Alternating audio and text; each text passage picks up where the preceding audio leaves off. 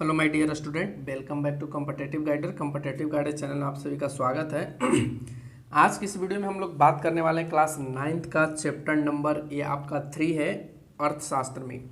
जो भारतीय भवन बुक का लघुतरीय प्रश्न उत्तर का सीरीज चल रहा है, तो आप सभी प्ले लिस्ट को चेक करना ना भूलें।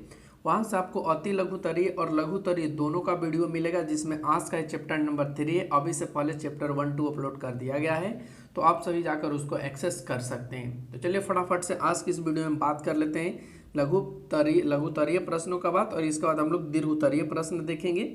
लेकिन हम सभी चैप्टर को कवर कर लेंगे लघुतरीय प्रश्न के, उसके बाद हम लोग दीर्घोत्तरीय प्रश्नों पर चलेंगे। तो चलिए फटाफट से बात करते हैं आज के इस क्वेश्चन में। आज के इस सीरीज की क्वेश्चन में फर्स्ट क्वेश्चन आपसे पूछा गया है कि गरीबी के दुष्चक्र से आप क्या समझते हैं। तो देखिए, गरीबी का दुष्चक्र क्या होता है। चक्र कहने का मतलब एक वैसा प्रक्रिया जो पुनः एक बार घटता है और फिर ना वही चीज को दोहराता है, ठीक है ना, उसको हम लोग क्या कहते हैं, गरीबी का दुष्चक्र। और गरीबी के दुष्चक्र के बारे में एक अर्थशास्त्री थे जिनका नाम है रेगनर मार्क्स। उन्होंने कुछ गरीबी के दुष्चक्र में बताया था। तो ये पॉइंट आपको ध्यान में रखने हैं कि गरीबी के दुष्चक्र के बारे में एक सिद्धांत देने वाला व्यक्ति का नाम है रेगनर नर्क्स, ठीक है, ध्यान रखना है, रेगनर नर्क्स, ये चीज़ आपको ध्यान रखने हैं। तो ये दिए थे गरीबी के दुष्चक्र के बारे में। अब हम लोग इसका उत्तर देखते हैं। तो लिखें कि वैसा चक्र जिसमें आय कम होने के कारण हम बचत नहीं कर पाते हैं और देश में पर्याप्त पूंजी का निर्माण नहीं हो पाता है।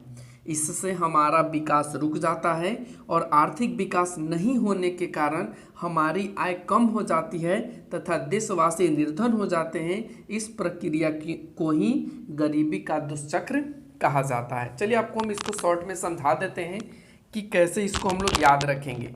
देखो, इस क्वेश्चन के अकॉर्डिंग कहा दुष्चक्र, ठीक है ना। हमने उत्तर में लिखा है कि आय नहीं होने के कारण। आय कहने का मतलब जब हमारी जो इनकम है वो इनकम नहीं होगी तो हम बचत नहीं कर पाएंगे। जैसे मान लो कि मेरे पास 10 रुपये का सामान है, 10 रुपये का कोई भी आइटम है और उस पर मेरा इनकम नहीं हो, तो हम बचत कहाँ से करेंगे, नहीं करेंगे ना बचत। जब बचत नहीं करेंगे तो पूंजी का निर्माण होगा ही नहीं। मेरे पास पूंजी तो रहेगा है नहीं, जितना था उतना ही रहेगा, ठीक है। और जब पूंजी का निर्माण नहीं होगा तो आगे का विकास रुका हुआ रहेगा, आगे हम लोग कुछ कर नहीं पाएंगे। जैसे मान लो कि 10 रुपया के सामान 10 रुपया तक सीमित रहे, तो आगे हम और भी जो आइटम है या दुकान की बात करें तो हम अपने दुकान में आइटम कहाँ से भरेंगे, नहीं भरेंगे ना। जब मेरे पास बचत होगा ही नहीं तो आर्थिक विकास रुक जाएगा, और जब आर्थिक विकास नहीं होगा तो फिर से हमारी आय जितना था उतना से भी कम हो जाएगा। और इस कारण से हम लोग मतलब गरीबी की जो कड़ी है या गरीबी की जो पद्धति है वो ऊपर नहीं होगा और गरीबी में ही जीवित रहेंगे। तो इसी को कहा जाता है गरीबी का दुष्चक्र। चलते क्वेश्चन नंबर 2। क्वेश्चन नंबर 2 में कहा गया है कि सामाजिक निषेध के रूप में निर्धनता की व्याख्या करें। यानी कहने का मतलब समाज में बहुत से ऐसे लोग हैं, ठीक है ना, समाज में बहुत से ऐसे लोग हैं जो एक दूसरे को निषेध करते हैं। निषेध करने का मतलब रोक लगाना, ठीक है ना। जैसे हम लोग पिछड़ी जाति या SC ST वालों को करते हैं ना, जो ऊंचे वर्ग के लोग होते हैं। तो इससे निर्धनता क्या होगी, बढ़ेगी कि घटेगी। जाहिर सी बात है बढ़ेगी। जैसे मान लो SC ST वाले को उच्च लोग वाले काम नहीं देंगे, वो कहेंगे कि जो भी काम देंगे हम उच्च वर्ग के लोग को देंगे, तो गरीब जो वर्ग है वो तो गरीब ही होता चला जाएगा ना। तो यही चीज़ आपको यहाँ पे बताने, जैसे कि हमने यहाँ पे लिखा है, निर्धनता एक प्रकार का सामाजिक निषेध है। यह एक निर्धन व्यक्ति कई प्रकार की सामाजिक सुविधाओं से वंचित रहता है। वह निर्धन व्यक्तियों के एक साथ ऐसे समूह या परिवेश में या वातावरण में रहता है जहां उसे वे सुविधाएं प्राप्त नहीं होती हैं जो समाज के धनी और संपन्न व्यक्तियों को प्राप्त होता है। अतः सामाजिक निषेध निर्धनता को जन्म देती है। तो इस तरीके से आपको लिख देना है। चलते क्वेश्चन नंबर 3 पे। 3 में पूछा गया है कि निर्धनता के प्रति भेद्यता से आप क्या समझते हैं, ठीक है ना। तो चलिए इसका उत्तर देख लेते हैं। हमने लिखा है निर्धनता के प्रति वैधता, लिखा गया भेदता होगा बच्चों, ध्यान रखेंगे। निर्धनता के प्रति वैधता इस बात की माप है कि किन व्यक्तियों पर निर्धनता का सर्वाधिक प्रभाव पड़ता है तथा समाज का सर्वाधिक असुरक्षित समूह कौन है। देखिए, निर्धनता का प्रति जो भेदता है उससे हम लोग यही समझते हैं कि समाज में कौन ऐसे लोग हैं या कौन ऐसे वर्ग हैं जो असुरक्षित समूह में है या असुरक्षित है। जैसे कहने का मतलब अभी के डेट में हम लोग आदिवासी या पिछड़ी जाति की बात करें तो ऐसे जो समूह हैं वे क्या हैं, सर्वाधिक असुरक्षित हैं। कैसे सर्वाधिक असुरक्षित हैं, तो इनके पास जो निर्धनता है उसकी दिन प्रतिदिन बढ़ती जाती है, कमती नहीं जाती है। लेकिन आज के डेट में बिहार में या अन्य देश में बात करें, अन्य राज्यों की बात करें भारत में, तो ऐसी स्थिति नहीं है। दिन प्रतिदिन सभी की स्थिति सुधर रही है, क्योंकि सरकार इन सभी पिछड़ी जातियों के लिए कुछ न कुछ योजनाएं ला रही है। और आपको इस बुक में भी देखने को मिलेगा जिनमें आपको देखने को मिलेगा रोजगार गारंटी अधिनियम, ग्रामीण रोजगार गारंटी अधिनियम। तो ये सारे चीज़ों से जो पिछड़ी जाति के लोग हैं वो उनका भी उत्थान हो रहा है। चलते हैं क्वेश्चन नंबर 4 पे। 4 में कहा गया कि गरीबी अथवा निर्धनता रेखा को परिभाषित कीजिए। तो आइए हम लोग बात कर लेते हैं गरीबी अथवा निर्धनता रेखा, जिसको हम लोग पॉवर्टी लाइन भी बोलते हैं। ध्यान रखना है, पॉवर्टी लाइन, और इसको शॉर्ट में बीपीएल बोलते हैं, बिलो पॉवर्टी लाइन, गरीबी रेखा के नीचे। आपने पढ़ा भी होगा, ठीक है ना। तो आइए इसका देखते हैं उत्तर। तो हमने लिखा है कि जिन व्यक्तियों के आय अथवा उपभोग एक निर्धारित जीवन स्तर से नीचे है और अपनी मूलभूत आवश्यकताओं को पूरा करने में असमर्थ हैं, तो ऐसे लोग गरीबी रेखा के अंतर्गत कहलाते हैं। यानी आप लिख सकते हैं दूसरे शब्दों में कि गरीबी रेखा वह रेखा है, ठीक है ना, गरीबी रेखा वह रेखा है जिसमें आय अथवा उपभोग के योग्य को निर्धारित किया जाता है, वो भी जीवन की मूलभूत आवश्यकताओं से। चलते हैं नेक्स्ट क्वेश्चन। क्वेश्चन नंबर 5 में पूछा गया है कि शिक्षा और जातिगत विशेषताएं किस प्रकार बिहार की गरीबी के लिए उत्तरदायी है। तो जैसा कि आपको पता होगा कि शिक्षा की बात करें तो बिहार में तो परसेंटेज आप देख ही रहे, 0 कुछ समथिंग कह सकते हैं, 0 नहीं कह सकते हैं, लेकिन कुछ न कुछ तो है। शिक्षा की स्तर किस तरीके से बिहार के जो विद्यालय, सरकारी विद्यालय हैं उसमें किस तरीके से शिक्षक मौजूद होते हैं, तो इसके बारे में तो आप इस चैप्टर में भी पढ़े हैं और आप प्रैक्टिकली भी देख पा रहे होंगे। साथ में जातिवाद की बात करें तो यहाँ पे उसकी तो कोई कमी नहीं है। जातिवाद के कारण ही बहुत ऐसे नेता हैं, बहुत ऐसे लोग हैं जो जातिवाद के बदौलत ही अपना सत्ता जमाए हुए रह जाते हैं बिहार में। तो ऐसे चीज़ आपको देखने को मिलेंगे। आइए हम लोग इस चैप्टर के अकॉर्डिंग इसका उत्तर लिखते हैं।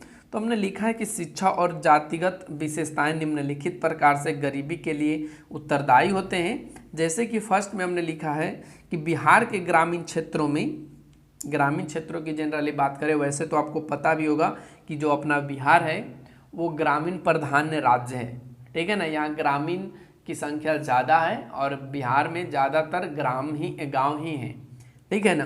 तो कहता है कि बिहार के ग्रामीण क्षेत्रों में शिक्षा की बहुत कमी होती है। इसके फलस्वरूप वे मुख्यतः कृषि अथवा गैर कृषि श्रमिकों के रूप में कृषि कार्य में लगे होते हैं और उन्हें बहुत कम मजदूरी मिलती है, जिनके कारण उनकी जो गरीबी है वो और बढ़ती ही चली जाती है।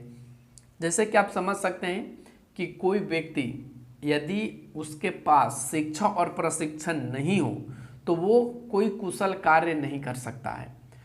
कुशल कार्य कहने का मतलब वो अच्छे कृषि को छोड़ करके और भी कार्य नहीं कर सकता है। जैसे हम लोग बात करें तो बहुत से बिहार के बच्चे या और भी राज्य के बच्चे आईआईटी करते हैं और बिहार के बच्चे ज़्यादातर आईटीआई करते हैं। पता है क्यों? क्योंकि उनके पास 10th के बाद उनके माइंड में भर दिया जाता है कि भैया आईटीआई कर लो, जॉब मिल जाएगा। लेकिन जो आईटीआई करते हैं बच्चे, उनसे कभी पूछिए जो वो सेक्टर में कर रहे हैं, वो सेक्टर में उनको जानकारी नहीं है, बिल्कुल जानकारी नहीं होता है। क्यों नहीं होता है? उसके पीछे रीज़न है। यहाँ पे बच्चे क्या करते हैं कि ITI में नाम लिखवा लिए और लिखवाने के बाद वो घर बैठकर डिग्री लेते हैं। अब घर बैठकर डिग्री लेंगे तो कहाँ से मतलब उनको नॉलेज होगा? बिल्कुल नहीं होगा। और जब नॉलेज ही नहीं होगा तो उस चीज़ के बारे में आप कैसे कहीं पे वर्क करोगे? नहीं कर पाओगे ना। तो यही चीज़ कहता है कि शिक्षा में बिहार का स्तर निम्न है, यहाँ पे सिर्फ डिग्री ही डिग्री है। चलते क्वेश्चन नंबर इसके पॉइंट नंबर 2 पे।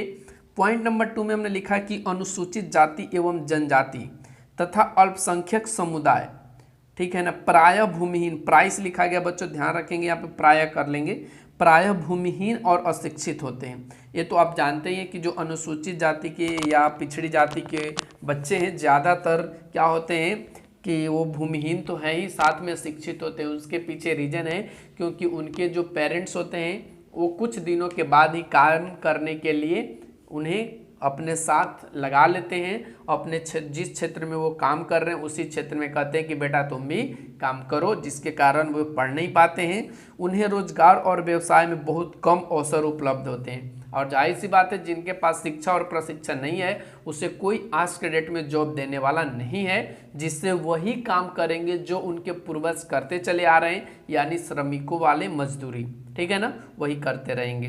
तो यही रीज़न है बिहार में गरीबी, बिहार में निर्धनता के कारण यही सब चीज़ देखने को आपको मिलेंगे। चलते हैं नेक्स्ट क्वेश्चन। नेक्स्ट क्वेश्चन में हम लोगों से पूछा गया है कि बिहार में निर्धनता की, ठीक है ना, बिहार में निर्धनता की समस्या के निवारण, ठीक है ना, निराकरण के क्या उपाय हैं? निराकरण आपको बताने क्या निराकरण है। तो हमने यहाँ पे लिखा है कि बिहार में निर्धनता का, ठीक है ना, निर्धनता की समस्या के निराकरण के उपाय निम्नलिखित हैं, जिनमें आपको देखने को मिलेगा फर्स्ट, कृषि एवं उद्योग में विकास। यदि कृषि एवं उद्योग में विकास कर दिया जाए तो यहाँ पे निर्धनता की जो समस्या है उससे निजात पाया जा सकता है। साथ में राज्य में जो जल प्रबंधन है, जल प्रबंधन कहने का मतलब कई बार तो बहुत सूखा पड़ जाता है और कई बार तो आपको पता होगा कि बिहार में एक नदी है, शोक नदी के नाम से उसे जाना जाता है, जो कोसी कहलाता है, ठीक है ना। तो ये पूरे बिहार को बात न करें तो ये मतलब आधे बिहार को ये क्षति पहुंचाता है बाढ़ के कारण, ठीक है ना। तो अगर जल का उचित प्रबंधन किया जाए, जो बाढ़ का जल है उसको संग्रहण किया जाए और जो सूखा ग्रस्त क्षेत्र है वहाँ पे उस जल को छोड़ दिया जाए तो वहाँ पे कुछ मतलब निर्धनता दूर किया जा सकता है इसके थ्रू भी। थर्ड में हमने लिखा है कि परिवहन, ऊर्जा आदि क्षेत्रों में सुधार। परिवहन करने का मतलब जो हम लोगों का ट्रांसपोर्ट वगैरह होता है, और ऊर्जा के क्षेत्र में आप तो समझ पा रहे होंगे कि अभी के डेट में तो थोड़ा सुधार आया है, बिजली ऊर्जा में थोड़ा सा सुधार। तो ये सारे चीज़ों में अगर सुधार होता है कृषि के क्षेत्र में तो ज़्यादातर मतलब निर्धनता को दूर भगाया जा सकता है। साथ में राज्य प्रशासन में सुधार होने चाहिए। राज्य प्रशासन कहने का मतलब जो हमारे यहाँ के अधिकारी हैं उनको भी थोड़ा सा सुधार की आवश्यकता है, क्योंकि केंद्र सरकार द्वारा जो योजनाएं चलाई जाती है वो राज्य में आम जनता तक नहीं पहुंच पाता। उसका रीज़न क्या है कि ये जो बड़े बड़े प्रशासन है, राज्य प्रशासन, राज्य के अधिकारी जो प्रशासन चलाते हैं वही इससे हड़प लेते हैं। यही सब रीज़न है जिसके कारण बिहार में निर्धनता की समस्या बनी हुई है, और इसी में यदि सुधार लाया जाए तो इसका निराकरण किया जा सकता है। तो इस तरह से हमने ये 6 क्वेश्चंस क्लियर करा दिया। इस चैप्टर में मात्र 6 ही क्वेश्चन लघुतरीय प्रश्न के थे। अगले चैप्टर में हम लोग बात करेंगे लघुतरीय प्रश्न नेक्स्ट वीडियो में। तब तक के लिए चैनल पे बने रहें। Thanks for watching, take care, bye bye.